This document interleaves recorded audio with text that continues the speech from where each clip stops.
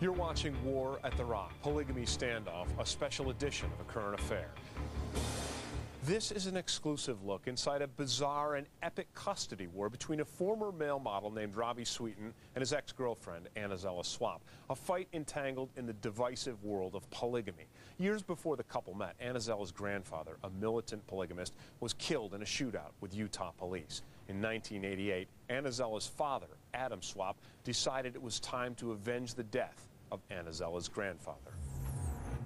Swap sent a series of menacing messages to government officials and the mainline Mormon Church, writing in one letter, "I've been told by God that you men are past forgiveness and will be destroyed." At his farmhouse, he began stockpiling food and weapons for an eventual showdown. Annazella actually told me she remembers playing in the shed with the dynamite all around her as a child. On January 16, 1988, her father concluded that it was time to put those explosives to use, targeting this Mormon church in the town of Camas. Adam Swap supposedly came down from his home, which is about a half a mile up this hill, and in the middle of the night placed an explosive charge in this church. Swap ignited the 87 sticks of dynamite. Here's how the blast was depicted in the made-for-TV movie Siege at Marion. In his self-published book, Day of the Eagles, The Red Blood of Israel, Swap remembered the explosion with these words: "I saw a great cloud of orange and red gas and fumes mushroom through the roof, which looked to me like 1,000 million devils were shot from the church. I saw the cloud of smoke and eerie flames. It was unbelievable." They could tell that the Singers and the Swaps had bombed the church because there were tracks going from their family compound across a number of acres down to where the Mormon church house was. And back, it was very obvious. For 13 days, Swap and a contingent of relatives holed themselves up and kept police at bay. From a military standpoint, he had the high ground. He could survey all of the activities of any law enforcement officers because it was all down below him. So he had an excellent field of fire, and he utilized it.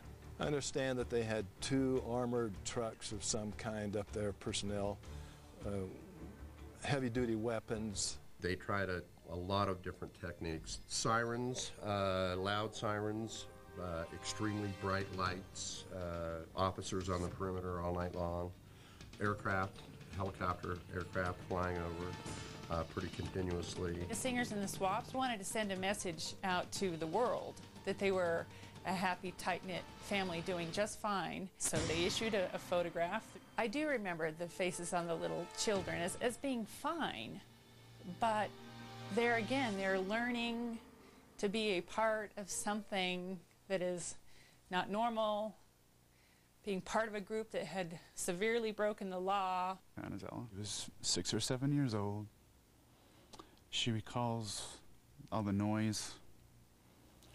She recalls laying underneath the bed upstairs.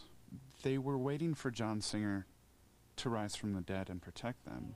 At one point, Swap apparently took a break from the shooting as he and his brood gathered around the piano to sing what he called the Songs of Zion.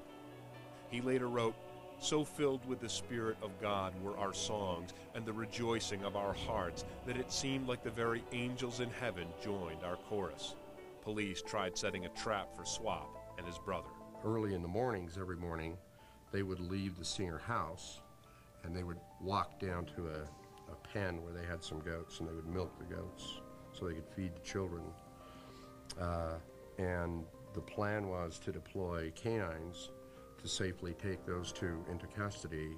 Lieutenant Fred House of the Utah Corrections Department volunteered the use of his guard dog. As I understand it, Fred House was trying to get closer to the Swaps, apparently to set his dog onto one of them, and as a result, his body was exposed and he got shot. Lieutenant House was struck by a .30 caliber projectile that was fired from the window of the house. Unfortunately, it struck him in the side panel of his armor and penetrated the panel, and the projectile went up and severed his aorta. He basically bled out in minutes. But Adam Swap was also hit in the skirmish by an FBI sharpshooter. One round, it went into Adam's arm and then into his chest. At that point, he laid down his arms, and within a half an hour, everyone else had surrendered. I understand that Adam Swap said that now that Fred House had been killed, that John Singer's blood had been atoned. In 2 separate trials, Swap was sentenced to a total of 20 years in prison. Even so, he remained proud of the standoff. And in time, Anazella drifted to Salt Lake City to pursue modeling, apparently free of her polygamist past. We raise children here. It's our major crop, and they're not traumatized and they're not hard-pressed with any kind of crime or difficulties of any sort. And a current affair special edition, War at the Rock, Polygamy Standoff, will continue in a moment.